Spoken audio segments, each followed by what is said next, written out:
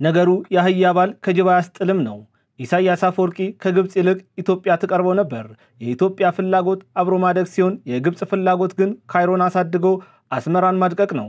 ኢሳያስ በዚህን ያክል ተላላኪ ሆኖ ኤርትራን 100 ዓመታት ወደ ኋላ መመለሱ ሳያንሰው አሁን ደግሞ ለሌላ ጦርነት እየተዘጋጀ ይገኛል። ግብጽ ለሱዳኑ አልቡራን መሆን አቅቷት በመሐመድ ዳጋሎ የሚመራው የሱዳኑ ፈጥኖ ደራሽ ኃይል ኤልፋሽር ከተማን ተቆጣጥሮታል። አንዲት ተአምረኛ ድምጽ ከ4 ኪሎ ፓርላማ ተሰማች። ያቺ ድምጽ ብዙ ኃይል፣ ብዙ ጉልበት፣ ብዙ ተስፋ፣ ብዙ ህልም እና ብዙ የማድረግ ተልእኮን ተላብሳለች። ያቺ ድምጽ የዘመናት የኢትዮጵያ ስብራትን የ34 ዓመታት ህመምና ስቃይን እንዲሁም መቃተትን አስተጋብታለች። ያቺ ድምጽ መነሻዋ አዲስ አበባ ይሁን እንጂ በቢቢሲ፣ በሲኤንኤን፣ በሮይተርስ፣ በአሶሲኤትድ ፕሬስ፣ በአጃንስ ፍራንስ ፕሬስ፣ በአልጀዚራ፣ በሲጂቲኤን፣ በአፍሪካ ኒውስ፣ በአልአረቢያንና በግብጽ እንዲሁም በኤርትራ ሚዲያዎች ሳይቀር ተስተጋብታለች። ይቺ ተአምረኛ የጠቅላይ ሚኒስትር ዶክተር አብይ አህመድ ድምጽ ለሰስ ብላ ሰውነትን እንደምታግል እንደ ጧት ፀሐይ የግብጹን መሪ አብዱል ፈታህ አልሲሲንና የኢሳያስ አፈወርቂን ልብ ውሃ እንዳጣ ደረቅ መሬት ቀስ በቀስ እየሰነጣጠቀች ሻቢያን ከአስመራ ወደ ካይሮ እንዲኮበልል አድርጓለች።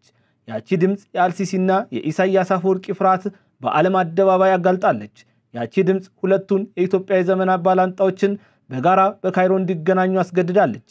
ያቺ ድምጽ የሻቢያና የግብጹ መሪ ለ5 ቀናት በግብጽ በአንድ ጥላ ውስጥ እንዲያድሩና የኢትዮጵያን ስጋና አጥንት እያነሱ ለመቧለት እንዲችሉ አስገድዳለች። ያቺ ድምጽ ከኤርትራ ይልቅ ግብጽ ለኤርትራ እንድትቆረቆርና ግብጻውያን ከኢትዮጵያ ጋር ያላቸውን የዘመናት ጥላቻ በግልጽ ለዓለም እንዲያሳውቁ አስገድዳለች። ያቺ ድምጽ ከጠቅላይ ሚኒስትር ዶክተር አብይ አህመድ አንደበት ከወጣች ዕለት አንስቶ ጭንቀት ውስጥ የወደቀው ኢሳያስ አፈወርቂ የልብ ህመሙ ተነስቶ በካይሮ በሚገኘው ዳር አልፋድ ሆስፒታል እንዲገባ አስገድደዋለች። ሰላም ጤና ይስጥልን ውድ አድማጭ ተመልካቾቻችን፣ ይህ ሳምንታዊ የማል ሚዲያ ትንታኔ ሰዓታችን ነው። ታላቅ የምስራች በ4,400,000 ብር በአጠቃላይ ክፍያ የቤት ባለቤት ሆኖ ሜሪት ፕሮፐርቲስ በሪል ስቴት ዘርፍ እንዲሁም በኮንስትራክሽን 2 10 ዓመታትን ያስቆጠረው ድርጅታችን አሁን ደግሞ ሰፊ ሙያዊ ክህሎት ተላብሶ የፖስቴንሽን ኮንስትራክሽን ቴክኖሎጂ ተጠቅሞ በውባ ፒያሳ ዘመናዊ መኖሪያ አፓርትመንት ቤቶችን በተመጣጣኝ ዋጋ አቅርበንሎታል። አራዳ ፓርክና ወዳጅነት ፓርክ ከፊትና በስተጀርባ ያደመቁት የውብ መንደራችን 2 ቤዝመንት ያለው እስከ 4ኛ ወለል ደረጃውን የጠበቀ ሞል እንዲሁም ባልተለመደ መልኩ 5ኛና 6ኛ ተጨማሪ መኪና ማቆሚያ ሆኖ ያገለግላል። ለደንበኞች ጥራትና ምቾት የሚተጋው ድርጅታችን ሜሪት ፕሮፐርቲ በዚህ መንደር መዋኛ ገንዳ፣ ጂምናዚየም፣ ደረጃውን የጠበቁ ሰፋፊ ሊፍቶች፣ ምቹና በቂ መኪና ማቆሚያ ቦታዎች፣ ዘመናዊ የደረቅ ቆሻሻ ማስወገጃ፣ አውቶማቲክ ጄኔሬተር የተገጠመለት የከርሰ ምድር ውሃና ለተለያዩ አገልግሎቶች የሚውሉ ሰገነት አካቷል። ከባለ 1 እስከ ባለ 3 መኝታ ቤቶችን በ10% ቅድመ ክፍያ ከ441 ሺህ ብር ጀምሮ የቤት ባለቤት ይሆኑ።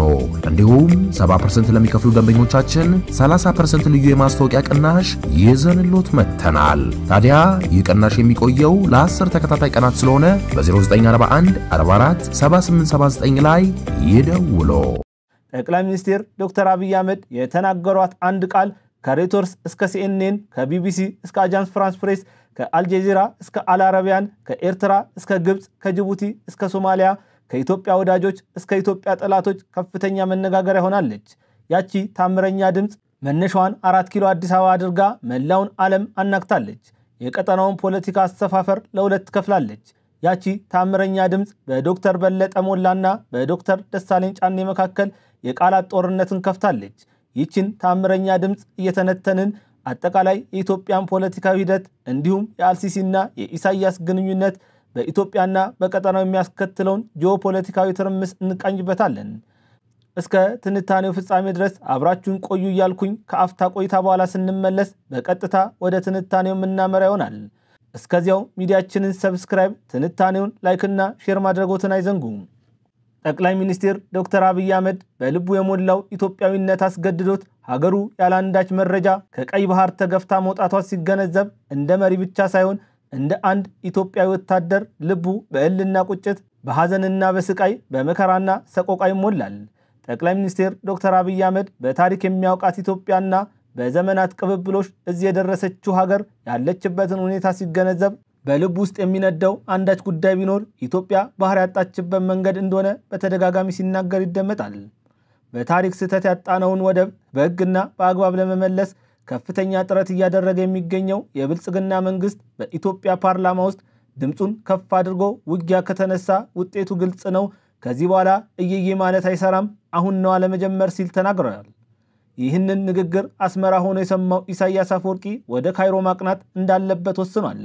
ጠቅላይ ሚኒስትር ዶክተር አብይ አህመድ በደማቸው ውስጥ የሚፍለቀለቀው ኢትዮጵያዊነት እሳት ለብሶ እሳት ጎርሶ በልና በቁጭት በተሞላው አሸናፊነትና ድል ማድረግን በሚያቆልባቸው ውስጥ የተመላለሰውን የማድረግ ጥበብ በተሞላው ጭንቅላታቸው ውስጥ የተፈጠረውን ቃል እንዲህ ሲል አሰሙ። ሚሊዮን% እርግጠኛ ነኝ ኢትዮጵያ ተዘግታ አትኖርም፣ ማንንም ፈለገም አልፈለገም። ይህ ድምጽ የህዝብ ተወካይ ምክር ቤት ውስጥ የተሰበሰቡትን አባላት ሳይነጋገሩ እንዲግባቡ ሳይታዩ እንዲታዩ ማድረግ ቻለ። ይህ ድምጽ በህዝብ ተወካዮች ምክር ቤት ውስጥ ያሉትን አባላቶች በአፍ ሳይሆን በልባቸው በአይናቸው ሳይሆን በህሊናቸው እንዲግባቡ በማድረግ ወታደራዊ ትዕዛዝ የተሰጣቸው እስኪመስል ድረስ ሁሉም በአንድ ልብ እኩል ተነፈሱ። አንዳች መግነጢሳዊ ኃይል ከውስጣቸው ፈንቅሎ ሳያውቁት ሁለቱ መዳፋቸው ከፍተኛ ድምጽ ያለው ጩኸትን አሰማ። ይህ ጭብጨባ ረጅም ደቂቃ የቆየ ልብን በሐሴት የሚያሞቅ ብሶት የወለደው የቁጭት ድምጽ ነውና ከ4 ኪሎ ተነስቶ 3300 ኪሎ ሜትርን አካሎ ግብጽ ከሚገኘው የፈርዖን ቤተ መንግስት ሰተት ብሎ መግባት ቻለ። ያቺ ድምጽ በወታደር ቤት ውስጥ ከፍተኛ ልምድ ያላቸውን የቀድሞ የህዋት አባላትና የመከላከያ ከፍተኛ ባለስልጣን የነበሩትን ሌተናል ጀነራል ዮሐንስ ገብረ መስቀልን ከጠቅላይ ሚኒስትር ዶክተር አብይ አህመድ ጎን ማሰለፍ ችላለች። ያቺ ድምጽ በሌተናል ጀነራል ዮሐንስ ገብረ መስቀል ልብ ውስጥ የሚፍለቀለቀውን የኢትዮጵያዊነት ነበልባል እሳት በግልጽ ለሁሉም ኢትዮጵያውያን እንዲንጸባረቅ አደረገች። ያቺ ድምጽ ጦርነቱ ከተጀመረ ሻቢያን እንደ ከዚህ ቀደሙ ግማሽ ጭንቅላቱን ብቻ ሳይሆን ሙሉ ጭንቅላቱን የምንላጭበት ይሆናል የሚል ንግግርን ከሌተናል ጀነራል ዮሐንስ ገብረ መስቀል አንደበት እንዲወጣ ኃይልና ጉልበት ሆናለች። ያቺ ድምጽ ለዓመታት በቀይ ባህርና በአሰብ ጉዳይ ላይ ከፍተኛ ቁጭት ያለባቸውን ጀነራል ባጫ ደበሌን ኢትዮጵያን ወክለው በአምባሳደርነት ከተሰየሙበት ከኬንያ በተረጋገጠ ኤክስ ገጻቸው ላይ በትግረኛ ቋንቋ አስተያየት እንዲሰጡ አስገድዳለች። ያቺ ድምጽ በአምባሳደር ባጫ ደበሌ ልብ ውስጥ ተዳፍኖ የቆየውን ረመጥ እሳት እንደ አዲስ ቆስቁሳ የአሰብ ወደብ ጉዳይ ዛሬ የተነሳ ደራሽ አጀንዳ አይደለም። ጠቅላይ ሚኒስትር ዶክተር አብይ አህመድ ለፕሬዝዳንት ኢሳያስ አፈወርቂ በአዲስ አበባ ከተማ ሚሊኒየም አዳራሽ ውስጥ ባዘጋጁት ሞቅ ያለ አቀባበል ላይ ጠቅላይ ሚኒስትር ዶክተር አብይ አህመድ እኔና ኢሱ ስንደመር አሰብን እንካፈላለን የሚል ንግግር ሲያሰሙ ፕሬዝዳንት ኢሳያስ አፈወርቂ በእጃቸው ደረታቸውን መታመታ እያደረጉ በጥልቅ ፈገግታ ተሞልተው ድጋፋቸውን ሲገልጹ ነበር ሲሉ የአሰብ ጉዳይ ልክ አሁን እንደተነሳ በማስመሰል የግብፅንና የኤርትራን አጀንዳ ለሚያራግቡ በትውልድ ኢትዮጵያውያን በዜግነት የሌላ ሀገር ነዋሪ ሆነው የኢትዮጵያዊነት ደማቸውን በግብፅ ቁራሽ ገንዘብና በኤርትራ አራፊ ጨርቅ የቀየሩ ኤሊቶች መልስ እንዲሰጡ አስገድዳለች። ያቺ ድምጽ ብዙ ጓዶቻቸው በበረሃ እንዲቀሩ ምክንያት የሆነውን የአሰብ ወደብን በተመለከተ በልባቸው ይመላለስ የነበረውን ቁጭት እንዲህ ሲሉ ተነፈሱት። ውጊያው ከተነሳ ውጤቱ ግልጽ ነው። ከዛ በኋላ የያ አይሰራም። አሁን አለመጀመር የኛ መልእክት ለኤርትራ መንግስት ጥይት አስተላላፊ አትሆኑ፣ ሀገር ሁኑ። የአሰብ ወደብ ከኢትዮጵያ በአሻጥር የተወሰደ የከበረ ቅርስ ነው በማለት ጀነራል ባጫ ደበሌ ህመማቸውን ስቃያቸውን የልብ ውጋት ሆኖ ነፍሳቸውን ሲያስጨንቅ የቆየውን የኢትዮጵያ እውነት እንዲተነፍሱ አድርጋለች። ያቺ የጠቅላይ ሚኒስቴሩ ንግግር በርካታ ጠላትና ወዳጆቻችን በየስፍራቸው እንዲተነፍሱ አድርጓል። የጽምዶ ዋነኛ ዓላማ ኢትዮጵያን ማፍረስ ነው ሲሉ የተናገሩት የቀድሞ የትግራይ ክልል ፕሬዝዳንት አቶ ገብሩ አስራት ናቸው። እኚህ ሰው የሁለቱ ኃይሎች ጥምረት መሰረቱ ኢትዮጵያን ማፍረስ ነው እንጂ ለትግራይ ህዝብም ሆነ ለኢትዮጵያ የሚያመጣው ነገር የለም ሲሉ ተደምጧል። አቶ ገብሩ አስራት ትግራዋይ ቢሆኑም በኢትዮጵያዊነታቸው የማይደራደሩ ታላቅ ሰው ናቸው። እኚህ ኢትዮጵያዊ የትግራይ ክልል ፕሬዝዳንት ሆነው በሰሩበት ወቅት የትግራይ ክልልን በማልማት ባለፉት 34 ዓመታት የእሳቸውን ያክል ከፍተኛ ሚና የተጫወተ እንደሌለ ይነገራል። እኚህ ሰው የጠቅላይ ሚኒስቴሩ ያቺ ድምጽ ለዘመናት በውስጣቸው ሲብሰከሰክና መላ አካላታቸውን ሲበላቸው የነበረውን የአሰብ ጉዳይ እንዲተነፍሱ ምክንያት ሆናቸዋለች። ህጋዊ መሰረት ያለው የቀይ ባህር ባለቤት የሚሆን መብት ያለው ህዝብ እንደዚህ ተገድቦ ታስሮ እንዳይጠቀም በተለይ ሻቢያዎች በምንም መንገድ እንዳይጠቀም ማድረጋቸው ራሳቸውም አልተጠቀሙም፣ ትልቅ ህዝብም አልተጠቀመም። እንደዚህ እስረኛ ሆኗል። ሻቢያ ያለ የሌለ ኃይሉን ተጠቅሞ ምጽዋን ለመያዝ ቆርጦ መነሳቱ ጥርጥር የለውም። እኔ የሚጠበቅብኝን አደራ ተወጥቻለሁ። ከጥር 30 ጀምሮ እስከ የካቲት 9 ቀን 1982 ዓ.ም የሞት ሽረት ትግል አድርጌያለሁ። ከዚህ በኋላ የራሴን ሕይወት በክብር ማጥፋትና ለኢትዮጵያ ጀግኖች ታላቅ ተምሳሌት ከመሆን ሌላ አማራጭ የለኝም። ጀግንነት ማለት በሁሉም መልክ ለጠላቶች ምቹ ሆኖ አለመገኘት ነው። እኔ ዛሬ በሞትም ብሸነፍም በታሪክና በመጪው የኢትዮጵያ ትውልድ ፊት አልሸነፍም። የአፄ ቴዎድሮስን እድል በማግኘቴ በጣም እኮራለሁ በማለት ሕይወቱን ያጠፋው ብርጋዴር ጀነራል ተሾመ ከዓመታት በኋላ ጀግናው የሞተለትን ዓላማ ለማሳካት ጠቅላይ ሚኒስትር ዶክተር አብይ አህመድ በታላቅ ቆራጥነት ተነስቷል። ይህ ፍላጎት ይሳካ ዘንድ 130 ሚሊዮን ሕዝብ ከጠቅላይ ሚኒስትር ዶክተር አብይ አህመድ ጋር ወደ ኤርትራ ለመጓዝ ትዕዛዝ ብቻ እየጠበቀ ይገኛል። በኤርትራ ምድር የሞቱ ኢትዮጵያውያን ለምድራቸው የከፈሉት መስዋዕትነት መና እንዳይቀር ከፍተኛ ትግል ለማድረግ ቆርጦ ተነስቷል። ያቺ ድምፅ ከዶክተር አብይ አህመድ ከወጣች በኋላ ብዙዎች ሐሳባቸውን እየሰጡ ይገኛሉ።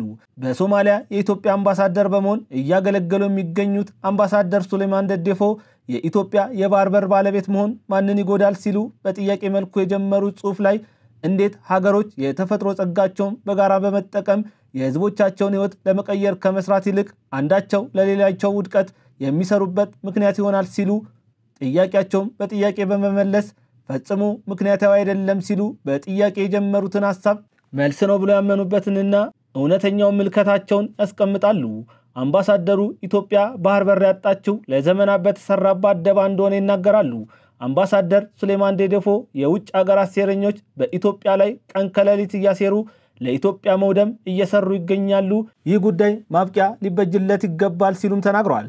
ያቺ ታምረኛ የጠቅላይ ሚኒስትር ዶክተር አብይ አህመድ ንግግር ግብፅን አስክሮ ካይሮና ላዋን እንድትስት አድርጓል። ያቺ ታምረኛ የጠቅላይ ሚኒስትሩ ንግግር አስመራን ወደ ተሸበረ ከተማነት ለውጧል። ከጠቅላይ ሚኒስትሩ የፓርላማ ውሎ በፊት የነበረው መረጋጋት ወደ ጭንቀት ተቀይሯል። የኤርትራው የማስታወቂያ ሚኒስቴር አቶ የማነ ገብረ መስቀል የኤርትራን ፍርሃት ለመደበቅ በሚመስል መልኩ ኢሳያስ አፈወርቂ ወደ ካይሮ ያቀናው በሁለቱ ሀገራት መካከል ያለውን ትብብር ለማሳደግና ግብፅ የገነባችውን ታላቅ ብሔራዊ ሙዚየም ለመጎብኘት እንደሆነ ይናገራሉ። ሐቁ ግን ያ አይደለም። ኢሳያስ አፈወርቂ ወደ ግብፅ ያቀኑት ያቺ ታምረኛዋና ማርሽ ቀያሪዋ የጠቅላይ ሚኒስትር ዶክተር አብይ አህመድ ንግግር በልባቸው ላይ ሽብር ነዝታ እርዳታ ፍለጋ እንደሆነ ሳይታለም የተፈታ እውነት ነው። በሌላ በኩል በኬንያ የኢትዮጵያ ባለሙሉ ስልጣን የሆኑት አምባሳደር ጀነራል ባጫ ደበሌ ከሆርን ሪቪው ጋር ባደረጉት ቆይታ ላይ ኢትዮጵያ የቀይ ባህር ጠረፍ ተዋሳኝ የነበረችበት ሁኔታ የትናንት የታሪክ ትዝታ ሳይሆን የዛሬና የነገ ህልውና ጉዳይ በመሆኑ ከቀይ ባህር ጠረፍ ተጋሪ ሀገራት ጋር በተለይም ከኤርትራ ጋር በላቀ ትብብር ለመስራት ፍላጎት እንዳላት ገልጸው ለዚህ ግን የኤርትራው መሪ ግትር ሐሳብና በጋራ ለማደግ አለመፈለግ የኤርትራ ዜጎችን የሀገርነት ህልም ከንቱ እንዳስቀረ ተናግሯል። ነገሩ የአህያ ባል ከጅብ አያስጥልም ነው። ኢሳያስ አፈወርቂ ከግብፅ ይልቅ ኢትዮጵያ ትቀርበው ነበር። የኢትዮጵያ ፍላጎት አብሮ ማደግ ሲሆን የግብፅ ፍላጎት ግን ካይሮን አሳድጎ አስመራን ማድቀቅ ነው። ኢሳያስ በዚህን ያክል ተላላኪ ሆኖ ኤርትራን 100 ዓመታት ወደ ኋላ መመለሱ ሲያንሰው አሁን ደግሞ ለሌላ ጦርነት እየተዘጋጀ ይገኛል። ግብፅ ለሱዳኑ አልቡራን መሆን አቅቷት በመሐመድ ዳጋሎ የሚመራው የሱዳን ፈጥኖ ደራሽ ኃይል ኤልፋሽር ከተማን ሲቆጣጠር አልቡራን ለሰላም ስንል ኤልፋሽር ከተማን ለቀናል ከማለት ውጭ ምንም ማድረግ አልተቻለውም። የአልሲሲ እርዳታ ከመሐመድ ሐምዳን ዳጋሎ ኃይል እንኳን ሊታደገው አልተቻለውም። ግብፅን ያመነ ጉም የዘገነ ማለት ነው። አንድን ታጣቂ ማሸነፍ ያልቻለችው ግብፅ 130 ሚሊዮን ሕዝብ ያላትን ኢትዮጵያ ታሸንፋለች ብሎ ማሰብ ትልቅ እብደት ነው። ኤርትራ ከአልሲሲ ይልቅ ጠቅላይ ሚኒስትር ዶክተር አብይ አህመድ ይሻላት ነበር። ኤርትራ ሀገር ከሆነችበት ዕለት አንስቶ ከኢትዮጵያ ይልቅ ከግብፅ ጋር ረጅም ግንኙነት ያላት ሲሆን ከግብፅ ምንም ሳትጠቀም ቆይታለች። ይሁን እንጂ ኤርትራ ከ20 ዓመታት በኋላ ከኢትዮጵያ ጋር ስትታረቅ የኢትዮጵያው ጠቅላይ ሚኒስትር ዶክተር አብይ አህመድ ከኢትዮጵያ እኩል ለኤርትራውያን ተጨንቀው ከጀነሬተር ውጡ፣ እኛ በራሳችን ወጪ መብራት ሀገራችሁ ድረስ እናምጣላችሁ ቢላቸውም እነሱ ግን አይሆንም የሚል ምላሽን ሰጥተዋል። ባለፉት 34 ዓመታት ግብፅ ለኤርትራ ከተጨነቀችው በላይ ኢትዮጵያ ኤርትራን ለማሳደግ ጥረት አድርጋለች። ኢሳያስ ለአስመራ ከተጨነቀው በላይ አብይ ለኤርትራውያን የተጨነቀው ይበልጣል። በዚህ ሰዓት የቀጠናው ፖለቲካ ውጥንቅጥ ወጥቷል። አሜሪካን፣ የተባበሩት አረብ ኤምሬት እና አውሮፓውያን በቀይ ባህር ዙሪያ ከፍተኛ ፍላጎት አላቸው። ኢሳያስና አልሲሲ በተገናኙ በሰዓታት ልዩነት ውስጥ የጅቡቲው ፕሬዝዳንት እስማኤል ኦማር ጊሌና የጅቡቲው ፕሬዝዳንት ሼክ መሐመድ አብዱላሂ ተገናኝተው መክረዋል። ቀጠናው ወደ ትርምስ የሚያመራ ከሆነ ኢትዮጵያ በዚህ ትርምስ መካከል ወደ ቀይ ባህር ለመመለስ እድሉን የምትጠቀምበት ይሆናል። ያቺ ታምረኛ ድምጽ ከሪውተርስ እስከ ሲኤንኤን ከቢቢሲ እስከ አጃንስ ፍራንስ ፕሬስ ከአልጀዚራ እስከ አልአረቢያን ከኤርትራ እስከ ግብጽ ከጅቡቲ እስከ ሶማሊያ ከኢትዮጵያ ወዳጆች እስከ ኢትዮጵያ ጠላቶች ከፍተኛ መነጋገሪያ ሆናለች። ያቺ ታምረኛ ድምጽ መነሻዋን 4 ኪሎ አዲስ አበባ አድርጋ መላው ዓለምን አናግታለች። የቀጠናውን ፖለቲካ አስተፋፈር ለሁለት ከፍላለች። ያቺ ታምረኛ ድምጽ በፓርላማ የኤርትራን ጥያቄ ይዞ የገባውን ዶክተር ደሳለኝ ጫኔን እኔ ባንዳ አይደለሁም ባንዳ አጠገባችሁ ፈልጉ ያስባለች ሲሆን ዶክተር ደሳለኝ ጫኔ አባቴ ወታደርና ሁለቱ ወንድሞቼ ወታደር የሆኑ ከወታደር ዘር የተፈጠርኩኝ ነኝ ያስባለች ሲሆን ያቺ ታምረኛ ድምጽ የአብን ፓርቲ ፕሬዝዳንት የሆኑትን ዶክተር በለጠ ሞላን ውስጥ ፈንቅላ የባህር በር ጉዳይ የሚነሳው እንደ ሀገር መውጫ መግቢያ ስላጣን እና ስላታፈንን አይደለም፣ የወደብ ኪራይ ክፍያ ስለበዛብንም አይደለም፣ የህዝብ ቁጥራችንም ብዙ በመሆኑም አይደለም፣ 10 ድስት ስለተጣደ ወይንም ስላልተጣደ አይደለም እንዲሉ አስገድዳለች። ያቺ የጠቅላይ ሚኒስቴሩ ንግግር መውጫ መግቢያ አጣም ብለን የላሙ ወደብን ወይንም የፖርት ሱዳንን ይገባናል አላልንም። ኒውዮርክን ወይንም ኬፕታውንን ወይም ሌላ ይገባናል እንድንል አላደረገችም። ይልቁንም አሰብን ጠቅሰን የባህር በር ይገባናል የምንለው አሰብ የኢትዮጵያ አካል ስለሆነ ብቻ ነው። አላግባብ ከኢትዮጵያ የተወሰደ ስለሆነ ነው። ሉዓላዊነትን ያላረጋገጠ የሽግግር መንግስት በተናጠል ውሳኔ አሳልፎ የሰጠ ስለሆነ ተገንጣይና አስገንጣይ ተባብረው በአንድነት የፈጸሙት ታሪካዊ በደል ስለሆነ ነው ሲሉ ተናግረዋል።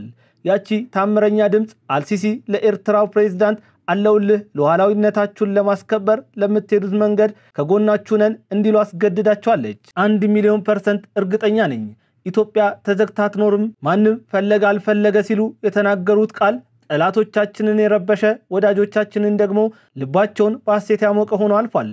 ነገሩ በአብኖቹ በለጠ ሞላና ደሳለኝ ጫኔ መካከል ጦርነት ከፍቷል።